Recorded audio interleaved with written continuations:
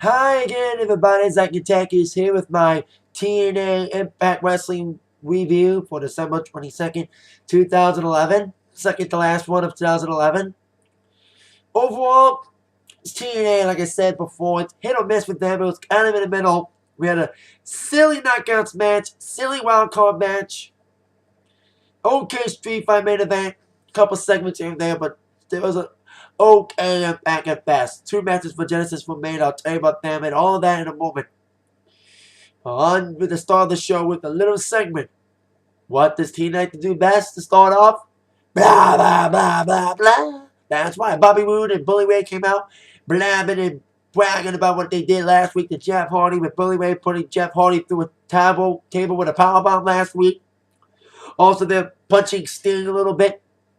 So they challenged Jeff Hardy to a tag match and tell Jeff, bring a partner, let's go. But Jeff came out, and here comes Sting. So Sting, being the man in control, made the match Jeff Hardy and Sting versus Bully Ray and Bobby Roode in a tag team street fight as your main event tonight for Impact Wrestling tonight. While we wait for that main event to happen, it's time to start the real show with matches. Starting with our first match, which was another wild card tag team quarterfinal match. We all know Abyss and Steiner and Samoa Joe Magnus advanced last week. Who will join them? Was it Daniels and RVD? Or was it AJ and Kazarian? Now, both of the last two wild card tag team tournament quarterfinals were tonight. And both matches went the same way. There was two teams. There was one team that clicked and one team that didn't click. The team that clicked was AJ and Kazarian, of course, former members of Fortune, and they dominated most of the match. Quick tagging in and out, basically beating the crap out of RVD because RVD and Daniels were the team that didn't click. There were already enemies coming in. Much like the second match, which I'll get to in a moment. Second tag tournament match, like I mentioned. So all we do is get his butt where the Daniels refused to tag in. So basically it's all AJ and Kazarian. And then RVD finally got a tag on Daniels because RVD kind of waved into Daniels in a physical way that the referee thought it was a tag. So Daniels kind of blind tagged himself, kind of in a physically way. And basically RVD did what Daniels did to him. Let Daniels get his ass whipped for most of the fight and refused to tag in. And RVD with a little kick to Daniels finished it for the other team with AJ and Kazarian getting the victory and advancing to the second round of the tag team tournament. And AJ and Kazarian could be a good force to win. I think they could be a great team to face up against Crimson and Morgan at Genesis. So we'll see what happens there with those two as they further advance into the tournament. Then on to our next match, which was the second out of our best of three X Division title shot matches, as Zima Iron took on Anthony Nese in match 2, like I mentioned. Now, Anthony Nese was down 0-1. Zima got the victory last week with his cockiness taking a hold, and Zima focusing on him, and only him. Me, myself, and Ion, as he called himself. Get it? Me, myself, and Ion. So Anthony Nese needed a win, and Zima's cockiness showed again tonight. Zima had most of the match down, and Nese did some great moves with Zima. There was a reverse little flip, like flip slam, kind of like a Canadian Destroyer type move. Not exactly like it, but Zima kind of was doing it, and Anthony counted it like a little flip thing. That was kind of cool. And Zima's cockiness got the best of him again, but it costed him this time around. Zima got the pin again on Anthony. 1, 2, put his head up again at the count of 2. He was waiting to do the 450 splash, like the cocky bitch he is. But just before he was about to finally get on the rope after a long time, Anthony Nese got up, rolled him up. 1, 2, 3. Anthony Nese ties the series 1-1. So that means next week, Zima and Anthony will fight in the final match of their best of 3 series, and the winner will, of course, advance to a fatal 4-way to take on Austin Aries, Kid Cash, and Jesse Sorensen for the TNA X Division Championship. The X Division's been underused lately. I still love X Division, but I hate what TNA's been doing with them. You know, But Zima and Anthony proved that X Division got some hope. Great match for these two. Great high-flying match like they did last week. See what the final match will bring out of these two and who will advance to that fatal four-way for Genesis. Now, as I mentioned, cup matches were made for Genesis tonight because of skits that affected matches to be made. So we start out with Pope talking about what happened last week with Devon's sons turning his back on Devon and aligning themselves officially full-time with the Pope. Talking about stuff, and I hate what they've been doing with the Pope. Pope last year was on top of the world. He had a ton of shot against AJ Styles at Lockdown last year. 1 year later, he's in these silly feuds, especially his one with Devon. So Pope was blabbing about what happened last week. He was saying that, Devon, I want you at Genesis. And Devon kind of answered by confronting Pope. He had his hands on Pope, and all of a sudden, one of Devon's sons, Terrence, came from behind with a steel chair, whamming it at the back of his dad, laying him out as Pope and the sons, Terrence and Terrell, stood tall. And Pope basically said, see you at Genesis, bitch. Thought that was bad? Wait till the pay-per-view. So there you go. Pope sending a message to Devon for the match at Genesis made tonight, apparently. Now on to our next order of business, which was the Knockouts. As we all know, last week, Aaron Jarrett was fired. So that means we had an open vacancy for the executive VP of the Knockouts. Who would it be? Some would think it would have been Tracy Brooks. But we all should have known it was going to be one of Aaron's cronies. And we were kind of right. With Madison Rayne being named as the new executive VP. And she threw her weight around, first order of business, asked Taylor and Miss Taskmaster to come out and told them both that they will be facing against each other in a one-on-one match, right then and there, with Madison as a special guest referee. Now this match was stupid. It wasn't even a match, it was like a segment. You mean, like the first 2 minutes, both Taylor and Taskmaster were very tentative, were very resistant to fighting each other, like playing fake arm drags and fake toss-ups. You know, they weren't doing anything to entertain Madison's way, because Madison had a plan to divide and conquer. Basically, she wants them to beat the crap out of each other so she can take down the ones beneath her, as she said. Then finally, after some encouragement from Madison, after biting Tara and telling her that Taskmaster did it, Tara and Taskmaster's intensity finally fired up, and the match finally got okay for a moment, with Tara and Taskmaster finally beating the crap out of each other for real. Okay matchup for a Knockouts match. They beat the crap out of each other, but we all should have known this would have happened. In the end, they both elbowed Madison. It was basically no contest. So this match was kind of a stupid, pointless match. And Madison, in the end, said that she claims to say that she'll fire both Tara and Taskmaster for not obeying her next week on the Final Impact of 2011. So we'll see if Tara and Taskmaster end the year with pink slips. Well, you know that won't last.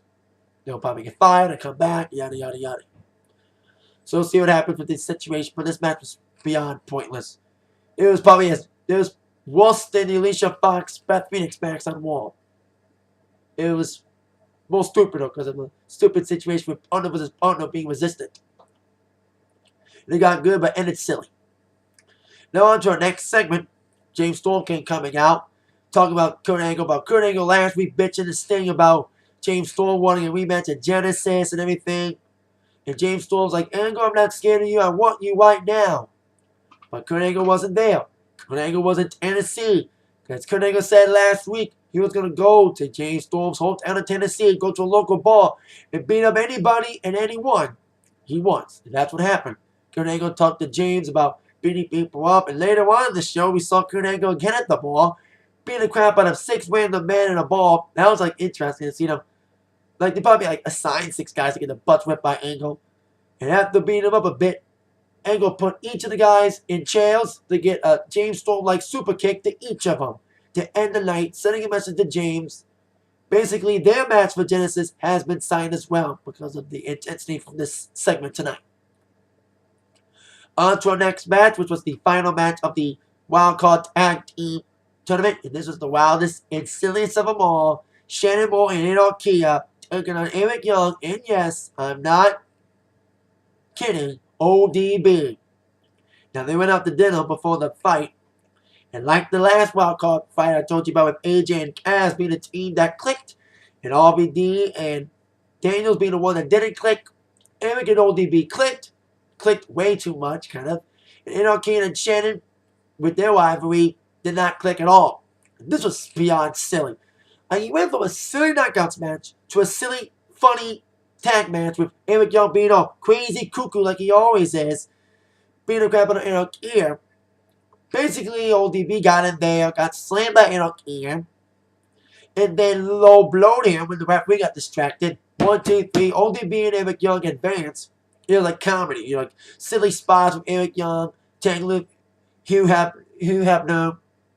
It basically lifting up Hefner at the end of the match as well, like a celebration. So, like Eric Young and ODB is like the comedy relief of the tournament. But let me say this: I don't care who they face in the semis, they're going to be eliminated no matter what who they face.